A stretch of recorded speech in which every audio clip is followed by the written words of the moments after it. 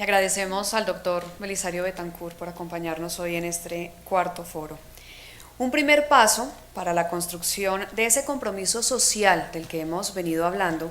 ha sido la promulgación de la Ley de Víctimas y Restitución de Tierras, consagrándose como objetivos fundamentales el estímulo del desarrollo rural, el mejoramiento de la calidad de vida de los campesinos, convirtiendo en patrimonio la tierra que ocupan y trabajan, propiciar el uso de las tierras en actividades rentables desde el punto de vista económico, social, ambiental y cultural, la defensa de los derechos de la propiedad y prevención frente al despojo, especialmente en zonas vulnerables al conflicto armado, al narcotráfico y a otras formas de violencia. A pesar de lo anterior, todavía falta un largo camino por recorrer en el establecimiento de un conjunto de medidas sociales, económicas, administrativas y o judiciales que posibiliten la protección integral de las víctimas y de la sociedad en general, logrando de esta manera la materialización de sus derechos constitucionales. Así las cosas, este foro busca generar un encuentro para la exposición y reflexión de los procesos y mecanismos adoptados por las instituciones comprometidas en el tema de la restitución de tierras y el desarrollo rural, en aras de contribuir a la realización de los fines inherentes del Estado. Nuestra siguiente invitada nació en Bogotá. Es abogada graduada con honores del Externado de Colombia. Estudió en algunas de las más reconocidas universidades del mundo, la de Bolonia en Italia, la Sorbonne de París y Yale. A su regreso al país se dedicó a la docencia en diferentes campos, contribuyó con cursos, escritos y formulación de proyectos. Como abogada, se ha desempeñado como asesora en los sectores de servicios públicos y especialmente seguridad social, educación, sector aeronáutico, ambiental, labor marítimo, bancario y financiero en general, de la construcción y fiduciario, entre otros. Demos la bienvenida entonces a la Contralora General de la República, la doctora Sandra Morelli.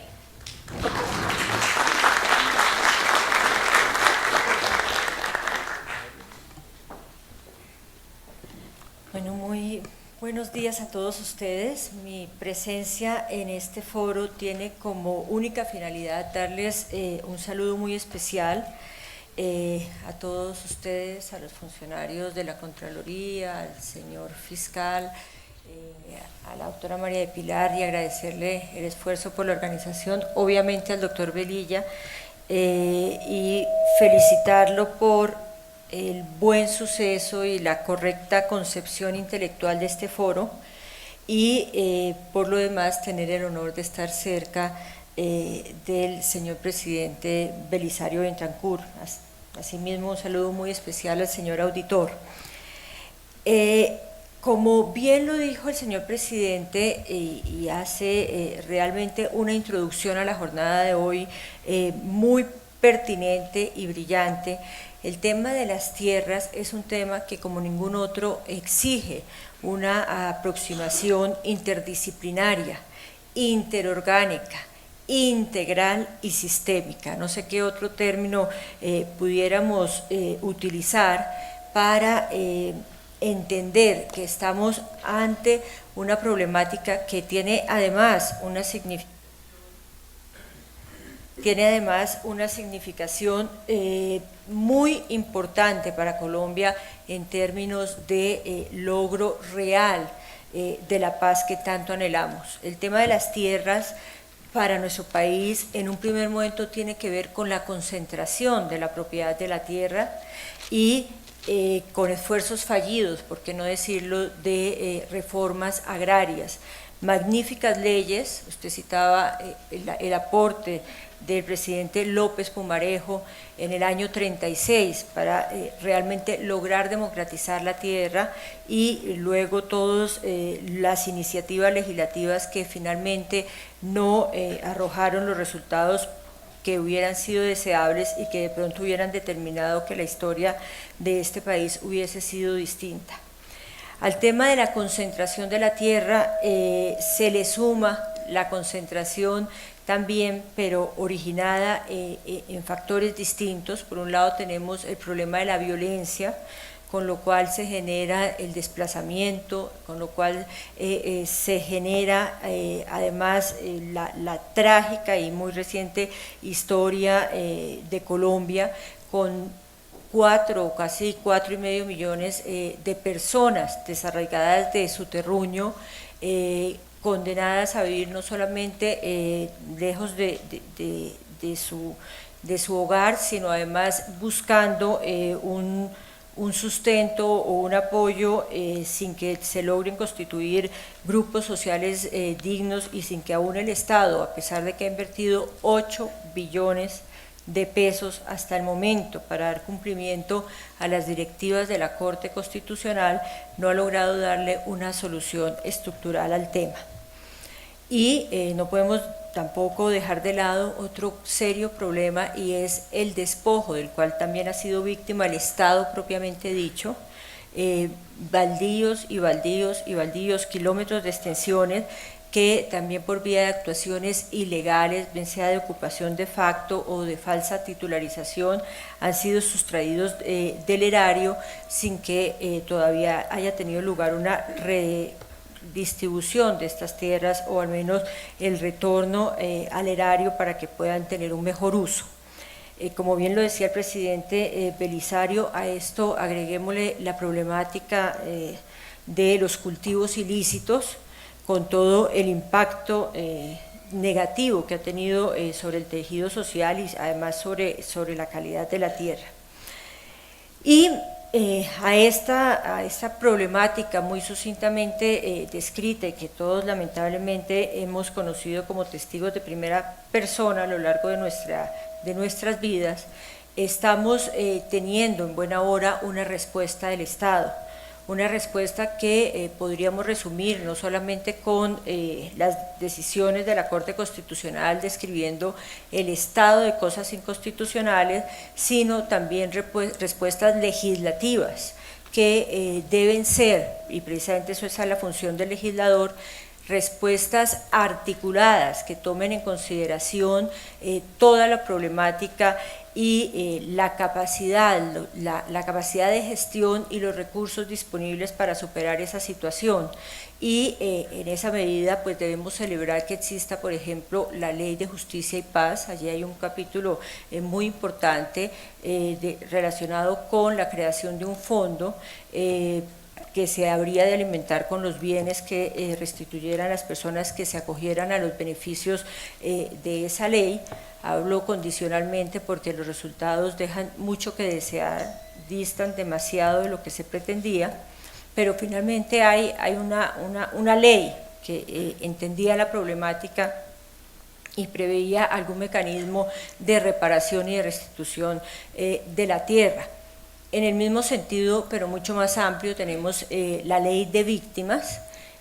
donde obviamente se tiene en cuenta la necesidad de reparación material de las víctimas, aunada a otra serie de medidas que son propias de situaciones, de regímenes que justifican adoptar una justicia transicional, y dentro de estos articulado obviamente está previsto una solución a la problemática de la tierra, y tenemos propiamente ya lo que podemos considerar la normatividad estricta relacionada con la tierra, que no solamente prevé esta problemática de reparación, sino además tiene que ver con la adecuada distribución y plantea finalmente un problema pretérito pero no resuelto, que tiene que ver con la productividad de la tierra. No basta con restituirla, no basta con garantizar las condiciones de seguridad para que no haya nuevos desplazamientos, nuevos despojos, nuevas agresiones, sino que además es muy importante que esta tierra sea productiva y que garantice el sustento y las condiciones de vida dignas a las personas que finalmente pueden retornar o gozar de su tierra. Y dentro de esta visión integral de la problemática, ustedes se dan cuenta que no solamente tenemos multiplicidad de pronunciamientos de la Corte Constitucional, sino además multiplicidad de respuestas legislativas, que en muchos temas tienen puntos de intercepción, incluso generan problemas interpretativos para ver en qué situación nos encontramos, si un sujeto se hace acreedor a la restitución de un bien entregado por quien se sometió a la Ley de Justicia y Paz, o entra dentro del programa genérico de la Ley de Víctimas, o sencillamente hace parte de una población que debe beneficiarse de la propiedad de la tierra y hacer parte de un proyecto productivo como una verdadera respuesta efectiva y definitiva para la situación de pobreza del país. Pero no solamente podemos hablar de esos casos, también encontramos programas. El programa de agroingreso seguro en principio está destinado a garantizar la productividad real del agro colombiano y a dar incentivos y apoyos para que efectivamente este agro pueda constituirse en productivo y realmente dar una solución a la situación de marginalidad económica en que siempre ha estado el pequeño y mediano propietario de la tierra, independientemente pues de las discusiones que haya en torno a la forma como se diseñó esa política. Y a esto tenemos que sumarle, y también lo tenía presente el presidente Belisario, la situación de sobreposición de la frontera agrícola del país con la frontera minera, el gran desafío del desarrollo minero o la minería ilegal y el nuevo riesgo de que otras poblaciones sean víctimas de agresiones y desplazamientos precisamente en el ánimo de pronto desproporcionado y eventualmente ilegal de ir ensanchando esta frontera minera. También es importante tener presente el problema de la vivienda rural, de los programas de vivienda rural y compaginarlos con estos proyectos de desarrollo productivo y de sostenibilidad de la productividad agrícola. Y así les puedo seguir mencionando, por un lado la problemática y por otro lado programas, políticas públicas, sentencias o legislación, toda en torno a darle una solución definitiva a la problemática de la tierra y finalmente de la pobreza y del desarrollo económico más equitativo también para las poblaciones rurales de nuestro país. Y lo que encuentra la Contraloría, y en esa medida vuelvo al inicio, para nosotros este foro resulta de particular importancia, es una gran fragmentariedad de las soluciones, gran fragmentariedad de la legislación, gran fragmentariedad orgánica, que es realmente el gran obstáculo que tiene hoy en día la administración pública para cumplir con los cometidos y con los objetivos y para hacer efectivas las políticas públicas. No podemos desconocer que la existencia de multiplicidad de programas, de órganos, de consejerías, Acción Social, Ministerio de Agricultura, Ministerio de Minas y Energía, Medio Ambiente, es un problema que también se cruza con todo lo que tiene que ver con ordenamiento del suelo, protección, etcétera, hace que realmente estos grandes esfuerzos legislativos y estos grandes esfuerzos económicos, porque son realmente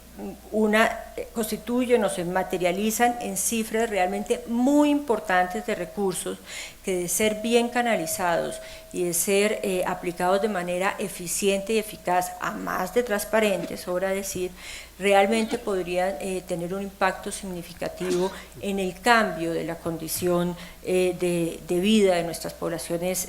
rurales y de superamiento real de las condiciones de pobreza. Pero en tanto sigamos con esta fragmentariedad de soluciones normativas, esta fragmentariedad de políticas y por sobre todo esta multiplicidad de órganos que concurren a su ejecución, creemos que estos grandes esfuerzos del país pues van a ser inanes y por ese motivo la Contraloría se ha dado a la tarea de identificar realmente quién es el universo, el censo de las personas que se encuentran, que hacen parte de los distintos posibles beneficiarios de estas políticas públicas y al establecer la identidad de estos sujetos, al mismo tiempo recomendar una política integral que realmente tenga un impacto efectivo para el superamiento de la pobreza y no suceda como hasta el momento que el gran esfuerzo que hace el Estado se queda en la primera etapa de asistencialismo, como ha venido sucediendo, por ejemplo, con los recursos de la ola invernal, y difícilmente logramos superar esa etapa. Esos 8 billones de pesos, que son una cifra significativa para el erario, para el presupuesto colombiano, realmente se han ido en mera asistencia primaria de los desplazados. Otro tanto podemos decir de los 3.5 billones de pesos en atención de las víctimas de la ola invernal, y ese inventario lo podríamos hacer respecto de muchos otros programas, motivo por el cual esperamos que muy pronto podamos tener resultados para que